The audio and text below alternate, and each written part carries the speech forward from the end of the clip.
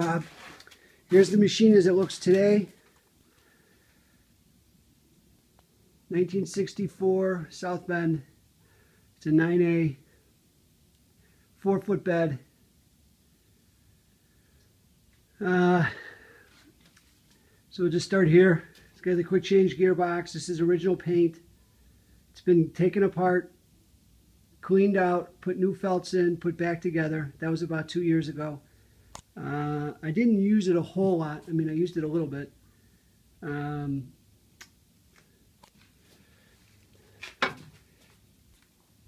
There's the end gear guard. Here are the gears as they look today. You can see that hopefully.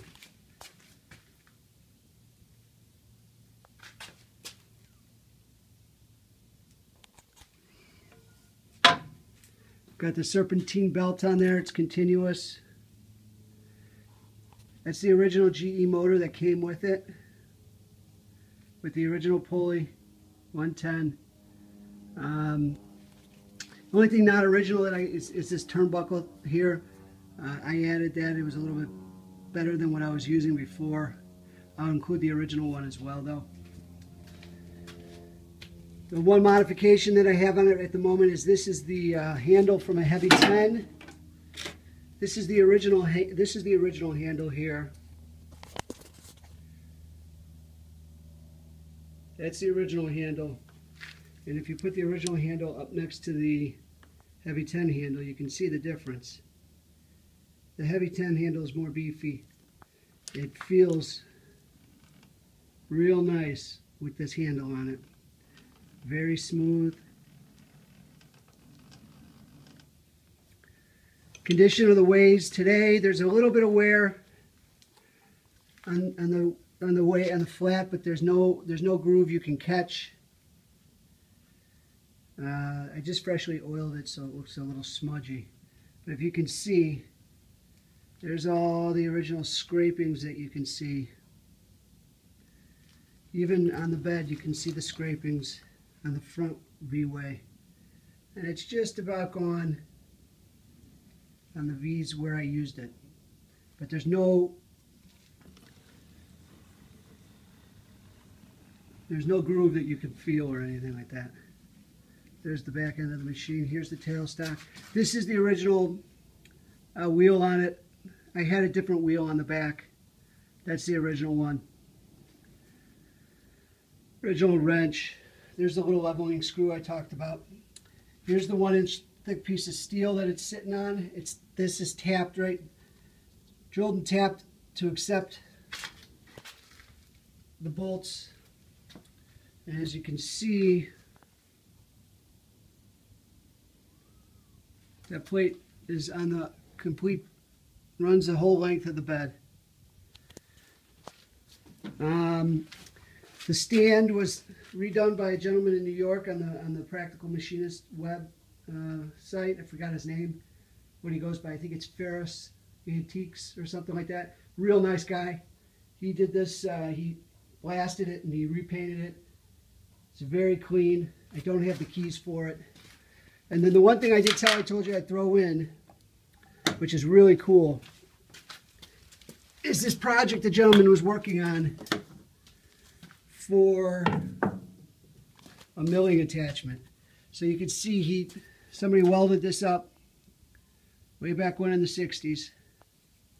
They put a dovetail, they put the, I don't know what you would want to call that, but that is the male end, the round dovetail that fits your compound. So what you do is you take the compound off. That fits in there like that. Then the only thing you need to do is you have to have a T-nut that would fit this end of your compound and go into that hole, and it would secure with those 2 screws. And then how that would be, I gotta hold the camera at the same time, it's gonna be hard, but it ends up like this. So you use the compound to move it up and down.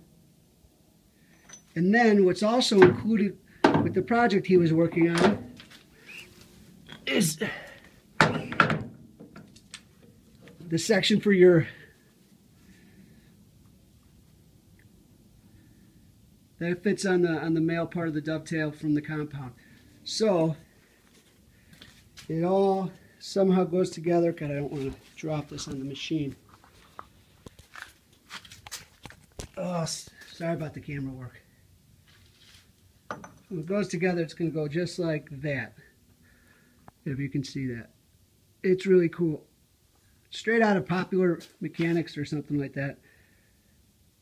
But it's the hard part is that piece, and that's done. The only thing you need is a T-slot. Some kind of way to rig the compound to that. So that comes with it, and of course all the other accessories I told you about, the quick change. I don't have that here, that's at my house. I'll send you pictures of that.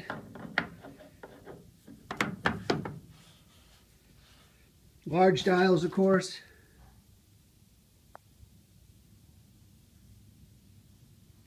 Very nice machine.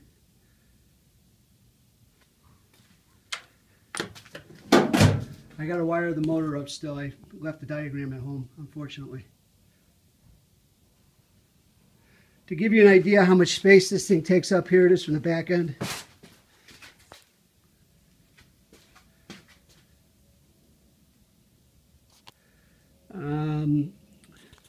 See if I can find my tape measure.